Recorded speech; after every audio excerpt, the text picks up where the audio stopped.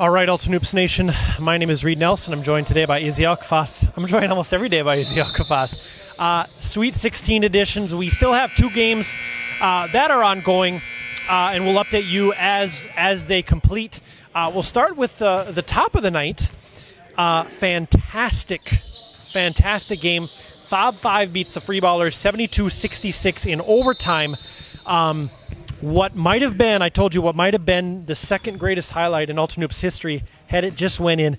Take us through the ending of this game and into overtime, even though overtime kind of was one-sided. The end of the game, we started pressing, and they had a really hard time handling the press. Bobby didn't want the ball. Billy had an injured hand, so he didn't really want the ball. Andre was exhausted. And Christensen did a fantastic job on Jake. So it really came down to Rue, and every time he touched the ball, we tried to send a double team, and we're able to generate a lot of turnovers. Mike really got us back into that game. We were struggling, and he caught fire. I think he hit 3 threes in a row to get us back into it. And then in about the last minute and a half, thankfully I finally was able to make a couple shots to set us up for what was a pretty interesting finish. And how you mentioned. Well, Jake threw the inbound deep. Now, there was a couple seconds left. Game is tied. Jake throws the inbound deep, and I'm thinking to myself, first off, that's not a smart move. Second off, he's throwing to Billy Elwell, who only has one hand. Yep. Elwell somehow manages to catch it, turns around with his offhand, and if that ball goes in, that tops Ryan Jansen broken hand versus Fob Five as my second favorite highlight of all time, second only to Izzy trips Monska. So I was part of all of them. I would have been a part of the third. Yes, but the first one stands above itself. It would have been my. I mean, I missed that free throw. It really risked us going into overtime. Oh yeah, you had 3 shots. You made first and third. Yeah. But if you would have missed that third, the game would have been over. So. Yeah, I mean, I knew I was going to make 2. I really wanted to make the third, just to end the game. But I'm not Abdi Muhammad. I can't make 3 free throws in a row apparently with no time left. Freeballers shoot 23% from deep. That was their problem late. So, Rebels, Fob 5 will play the Rebels tomorrow night. Rebels defeat Crusaders 77-59. Dustin DuPont, 19 points on 8 of 13 shooting. Not necessarily. 10 points first half, and then Rebels were Rebels at the end. Talk about tomorrow night's game, Fob 5 versus Rebels. I don't know, every season when we get shorthanded, we play the Rebels. I think we're missing Ant tomorrow. We're missing Briggs. We're down to 6. I actually think somebody else said they're out as well. So I think we're down to 5 guys. And obviously losing Ant and Briggs, 2 biggest guys, it's going to hurt.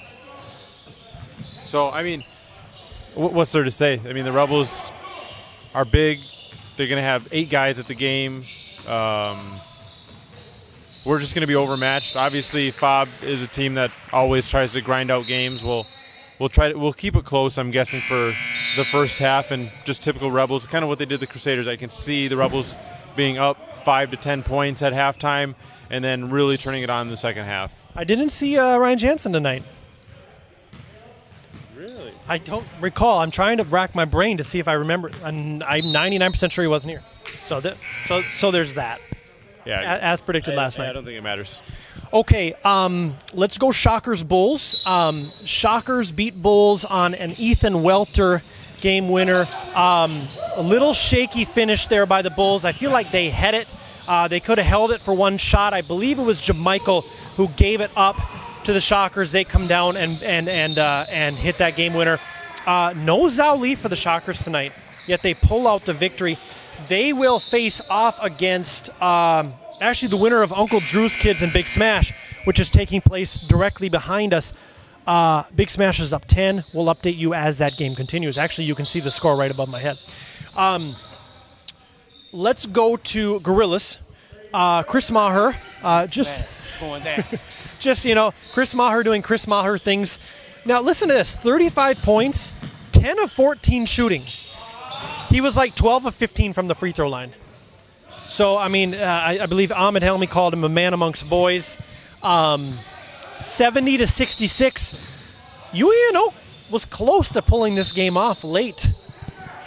Yeah, we were decimated. I mean, Billy got hurt in the Fob free ballers game. He couldn't play in the second game.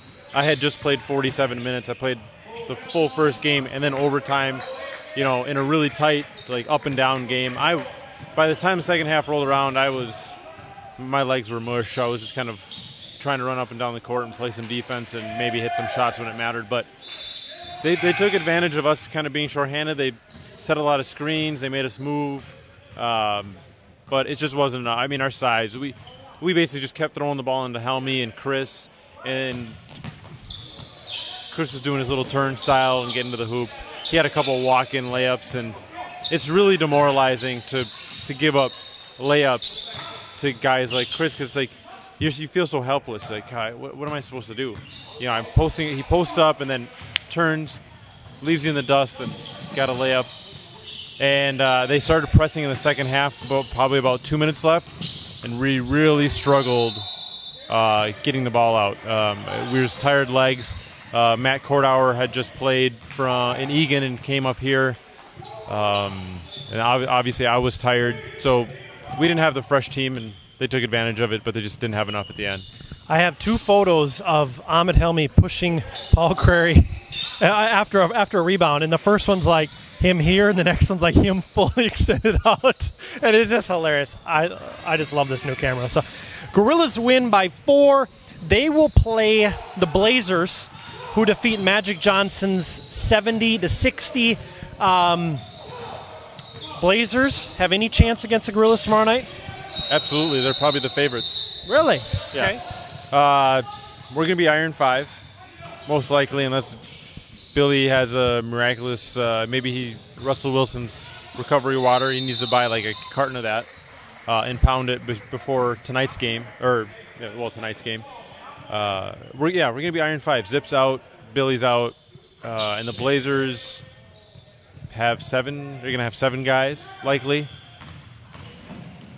They're going to have the advantage, I think, based on legs and who they're going to be able to throw on the court. So I'm going to predict the Blazers win. It's just not – things are not falling in the Gorillas' favor. We keep running into a couple roadblocks, and sometimes destiny's not in your favor, and I don't think it is for the Gorillas this season, unfortunately. Menace holds on late against the Squires, 72-64. You predicted this game incorrectly, I believe, yesterday. They will play the winner of Lights Out Muskies, which at this point is Lights Out is in the lead by 4. Now, we will cover the end of that game unless it turns into some sort of a blowout, so don't worry. We'll get there. And this game was just 10 points, and now it's 2. So we've also got a 2-point game here, so we'll also cover the end of that game. You might not get Izzy's commentary, but you'll definitely get the highlights. So, Menace over Squires, talk about that win.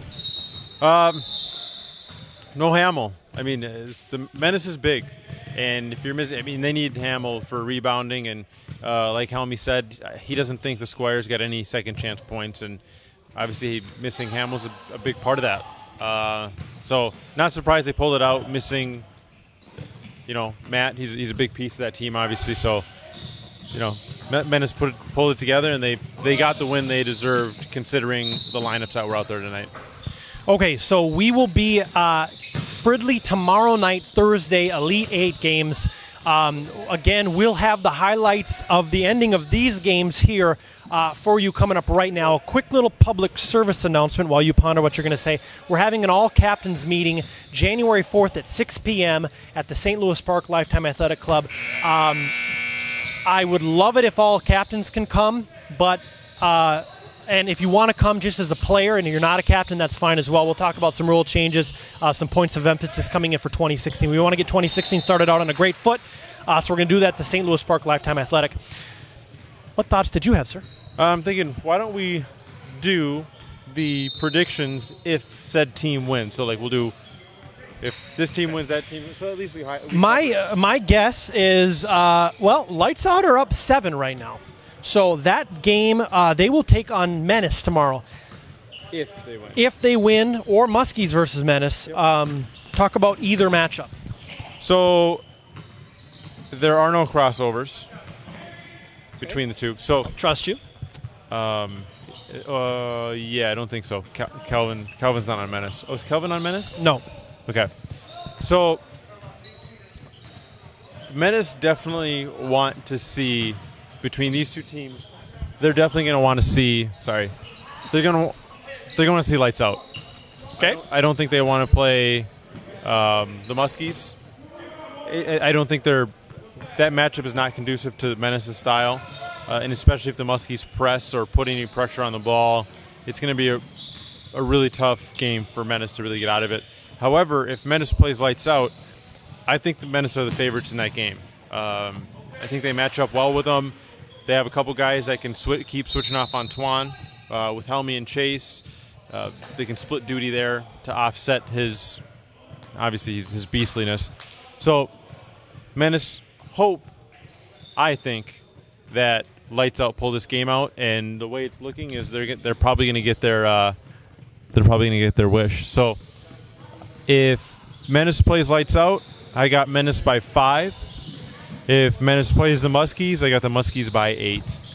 Shockers avoid the curse of the number 2 seed, which is a real thing in Ultimate Hoops Rec. It's like the Madden curse.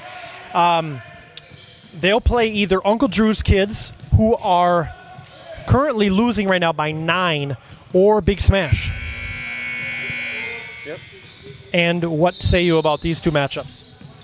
They want to see Uncle Drew's kids because their style is up and down, run, and Uncle Drew's kids they seem kind of old, long in the tooth. They don't want to run. You know what I mean? They just don't want to run. So if that game turned into a track meet, Uncle Drew's kids are going to be left in the dust. Big Smash, however, that's going to be a tough game. Big Smash it's going to be a matchup nightmare for the Shockers, I think.